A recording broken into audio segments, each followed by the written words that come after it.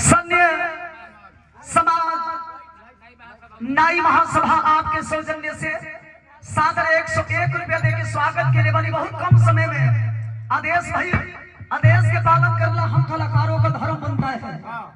मर्द हुए आदमी हुए होला कि कम समय में पैतरा बदल के अगर दाव लगा दे हुए सोई मर्द होला। 100 रुपया देके स्वागत के लिए बनी। पगबंधन में आपके जनता के आशीर्वाद ऐसे ही कलाकारों पर मिलत रहे, बनल रहे। और पूज्य गुरु जी जिनके माध्यम से हम दोनों कलाकार आपके बीच में उपस्थित हुए हैं, आपकी तमाम लिखी हुई हर गीत हर कलाकार गाते हैं। और सौभाग्य है हमें और हमारे पूरे टीम के लोगों को अभी अभी सादर 500 रुपया देकर के हमारे कवि जी स्वागत किए हैं। रंगमंच की ओर से